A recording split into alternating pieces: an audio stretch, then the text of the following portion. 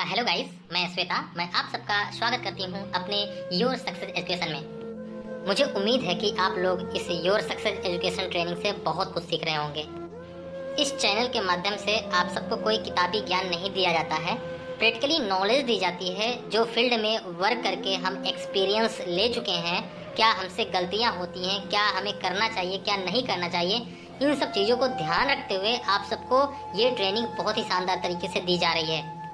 इस ट्रेनिंग को आप लोग लास्ट तक अटेंड करिएगा। मैं आपको विश्वास दिलाती हूँ, अगर आपने इस ट्रेनिंग को लास्ट तक देख लिया तो आपका सोचने का नज़रिया पूरी तरीके से बदल जाएगा। चलिए बिना देर करते हुए टॉपिक को शुरुआत करते हैं। मेरे एक बिजनेस पार्टनर हैं मिस्टर अनुराग जी। आजकल वो बहुत परेशान रहते हैं, उनका बिजनेस नहीं बढ़ पा रहा है, बहुत चिंतित रहते हैं। आज उनके प्रॉब्लम का सल्यूशन मैं देने वाली हूँ। Hello ma'am, good morning. मुझे आपसे बहुत इम्पोर्टेंट बात करनी है। क्या आप अपना कीमती समय दे सकती हैं प्लीज़ मैम? हाँ अनुराग जी, आ जाइए। बिल्कुल, आपको मैं बिल्कुल समय दे सकती हूँ। आप मेरे एक अच्छे बिजनेस पार्टनर हैं, आप आ जाएं। हाँ अनुराग जी, स्वागत है।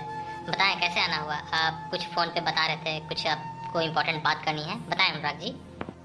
मैम मैं इतना मेहनत कर रहा हूँ लेकिन उस तरीके से बिजनेस नहीं बढ़ पा रहा है। कुछ सल्यूशन आप बताएं प्लीज़। ओके अनुराग जी, मैं आपको बिल्कुल बताऊंगी। अगर आप इस उम्मीद के साथ आए हैं कि आपका मैं कुछ बेहतर कर पाऊँ तो मैं आपको ज़रूर बताऊंगी। नो डाउट अनुराग जी, आप बहुत अच्छे लीडर हैं, आप एक बहुत अच्छे व्यक्ति हैं। आपकी मेहनत में कोई कमी नहीं है। आप 3 चीज़ों का विशेष ध्यान रखें। देखिए, आपके अंदर बहुत बड़ा बदलाव आएगा और आपके बिजनेस में कई गुना ग्रोथ होगी। अनुराग जी, आपके अंदर कोई दिक्कत नहीं है, कोई प्रॉब्लम नहीं है। बस आप अपने 3 चीज़ों को बेहतर कर लीजिए, बस फिजिकली, मेंटली और स्पिरिचुअली। आप देखिएगा, आपको बहुत अच्छा लगेगा और आपका बिजनेस कई गुना तरक्की करना शुरू कर देगा। मैम मैं इसका मतलब नहीं समझा। ओके अनुराग जी, मैं आपको समझाती हूँ।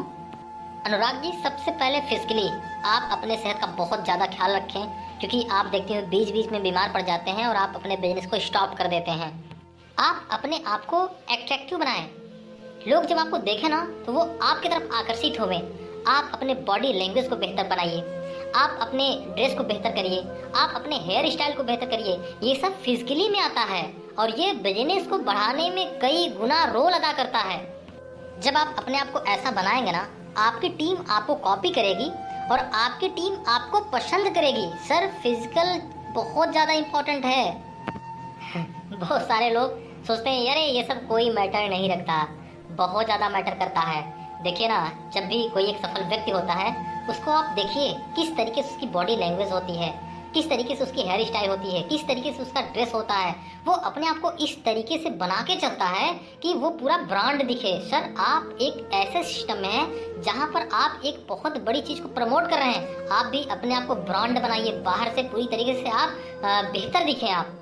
सर, जब आप अपने फिजिकल को बेहतर कर लेते हैं ना, आपका आत्मविश्वास कई गुना बढ़ जाता है और आत्मविश्वास का रोल आप तो जानते ही कितना बड़ा है। जी बिल्कुल मैम, आपने सही बताया। मैं अपने फिजिकल को थोड़ा कम ध्यान देता था, तो शायद इस वजह से लोग मेरी तरफ आकर्षित नहीं हो पाते थे और मेरी टीम मुझसे उतना कनेक्ट नहीं हो पाती थी। अनुराग जी, दूसरी चीज़ वो है मेंटल, मतलब मानसिकता। आपको पता है, आपके इस सिस्टम में नहीं, इस बिजनेस में ही नहीं, दुनिया के किसी भी फील्ड में मानसिकता का बहुत बड़ा रोल है। अनुराग जी, अगर मानसिक स्थिति नहीं सही है ना, दुनिया का बहुत अच्छा से अच्छा काम आपको बहुत बुरा लगेगा। उस काम में आपको बहुत बोरियत फील होगी और साथ में आपको उस काम को करने की इच्छा ही नहीं करेगा। अनुराग जी, डायरेक्ट सेलिंग में तो आपको एक टीम हैंडल करनी होती है, टीम को चलानी होती है, टीम को मोटिवेट करना होता है, टीम को एजुकेशन देना होता है। अब सोचिए अनुराग जी, अगर हमारी या आपकी मानसिक स्थिति ही खुद की नहीं सही है, क्या हम दूसरों को ये सब प्रेरणा दे सकते हैं? क्या हम दूसरे को मोटिवेट कर सकते हैं? क्या हम दूसरे को सही गाइडलाइन दे सकते हैं? नहीं ना। नहीं मैम, बिल्कुल नहीं दे सकते हैं। हमारे मन में जो चीज़ें होंगी वही तो बाहर निकल के आएंगी। हाँ अनुराग जी, आपने सही कहा। हमारे मन में जो विचार चल रहे होते हैं, जैसी हमारी मनोस्थिति होती है, वैसे ही तो भाव हम बाहर प्रकट करते हैं ना। वही शब्द हम बोलेंगे अपने लोगों से, वही शब्द बोलेंगे हम अपने आप से, तो धीरे धीरे धीरे धीरे हम निगेटिव हो जाते हैं। हमारे शब्द उस तरीके से हमें प्रभावित करना शुरू कर देते हैं जैसे कि कोई एक दीमक किसी लकड़ी को धीरे धीरे धीरे धीरे खत्म कर देता है। अनुराग जी, हम अपने मानसिक स्थिति को कैसे बेहतर कर सकते हैं वो मैं आपको बताती हूँ। अपने मानसिक स्थिति को बेहतर करने के लिए अनुराग जी, जो तीसरा मैं आपको बताई थी वो है स्पिरिचुअली। अगर आप स्पिरिचुअली शुरू कर देंगे, अपने आप को स्पिरिचुअल होना शुरू कर देंगे, ऑटोमेटिक आपकी मानसिक स्थिति बहुत अच्छी होना शुरू हो जाएगी। अभी आगे चल के मैं आपको स्पिरिचुअल के बारे में अच्छे से बताती हूँ, लेकिन सबसे पहले और कुछ चीज़ों को आप जान लीजिए। अनुराग जी, अगर कोई व्यक्ति सांसारिक जीवन में, बाहरी दुनिया में बेहतर रिजल्ट चाहता है तो सबसे पहले अपने उसके अंदरूनी दुनिया को बेहतर करना होगा। क्योंकि अंदर जो आप बीज बो रहे होंगे, अपने अंदरूनी दुनिया में जो आप बीज बो रहे होंगे, बाहरी दुनिया में बड़ा होकर आपको वैसा ही फल मिलेगा। जैसे कोई किसान अपने खेत में कांटों वाला कोई पेड़ लगाया हो और वो उम्मीद ये करे कि ये पौधा बड़ा होकर हमें सेब देगा, क्या अनुराग जी वो पौधा बड़ा होकर सेब देगा? नहीं मैम, वो तो बड़ा होकर कांटे ही निकालेगा। कांटों का पौधा अगर वो किसान लगाया है तो कांटे ही निकलेंगे।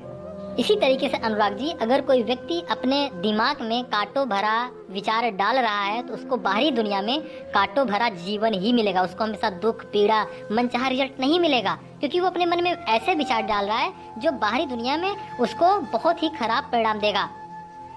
अनुराग जी, अगर वो किसान सेब चाहता है ना, तो उस कांटे भरे पेड़ को उखाड़ करके वहाँ पर उसको सेब का पौधा लगाना पड़ेगा, तब उसको सेब मिलेगा। इसी तरीके से अगर आप अपने विचारों में अच्छे बीज डालेंगे, अच्छी चीज़ों को सोचेंगे, अच्छी चीज़ों को देखेंगे, ऑटोमेटिक आपके विचार बेहतर होते चले जाएंगे और बाहरी दुनिया में आपको अच्छे परिणाम मिलेंगे।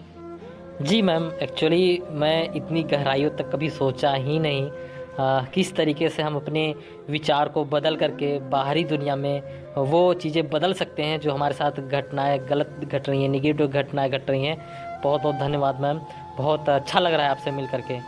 अनुराग जी, तीसरी चीज़ वो है स्पिरिचुअली, जो कि ये बहुत बड़ा हथियार है।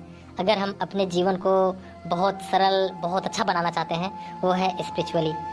एक्चुअली ना, हम ईश्वर को हमेशा दोषी ठहराते हैं। हमारे साथ कोई घटना, दुर्घटना घट जाती है, सबसे पहले हम उसको गाली देते हैं कि अरे ये मेरे साथ ही होना था, ऐसा मेरे ही साथ होना था, जो कि ये गलत है। देखिए, जब भी कोई आपके साथ कोई गलत घटना घटे ना, कोई बुरी घटना घटे ना, तो ईश्वर को बुरा मत बोलिए, आप उनको हमेशा धन्यवाद बोलिए।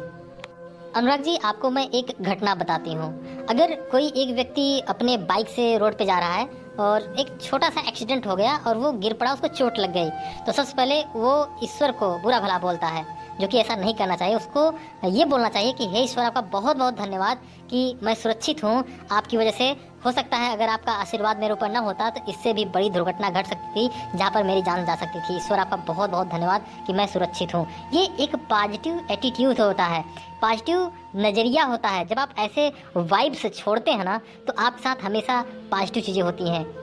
अनुराग जी, जब भी आप सुबह सोकर उठें तो सबसे पहले आप ईश्वर को धन्यवाद बोलिए कि हे ईश्वर, आपका बहुत बहुत धन्यवाद कि आज की सुबह मैं देख पा रहा हूँ, मैं स्वस्थ हूँ, मैं सुरक्षित हूँ, मेरा परिवार मेरे साथ है, मेरा परिवार सुरक्षित है, स्वस्थ है। अनुराग जी, ये एक पॉजिटिव एटीट्यूड है, पॉजिटिव टॉकिंग है। आप ईश्वर को जब धन्यवाद बोलते हो ना, तो ईश्वर आपको कई गुना वो खुशियाँ देता है, वो परिणाम देता है, जिससे आपकी तरक्की होगी। अनुराग जी, लोग ना उल्टा करते हैं, जो चीज़ें उनके पास अभी नहीं है, वो चीज़ अभी उनके पास नहीं आ रही है, तो ईश्वर को भला बुरा बोलते हैं कि ये मुझे नहीं मिल रहा है, वो मुझे नहीं मिल रहा है, आप वैसे हैं, आप ऐसे हैं। ऐसा नहीं बोलना चाहिए। आप उन सब चीज़ों के लिए पहले धन्यवाद बोलिए जो चीज़ें आपके पास हैं। अगर आप ऐसा नहीं करते हैं, अगर आप उन चीज़ों के लिए धन्यवाद नहीं बोलते हैं जो चीज़ें आपके पास अभी हैं, तो ईश्वर वो भी चीज़ आपसे छीन लेगा जो अभी आपके पास है। अनुराग जी, आप ईश्वर को धन्यवाद बोलिए। अगर आपके पास अभी टीम नहीं है तो आप ईश्वर को धन्यवाद बोलिए कि हे ईश्वर, आपने जो मेरे पास टीम दी है, मेरे काबिलियत अनुसार दी है, ईश्वर आपका बहुत बहुत धन्यवाद। जितना मेरी काबिलियत है उतना भी मेरी टीम है। देखिए अनुराग जी, ईश्वर आपको बहुत बड़ी टीम देना चाहता है, क्योंकि लोग ईश्वर के द्वारा बनाए गए हैं और ईश्वर किसी के साथ अन्याय नहीं करना चाहता है।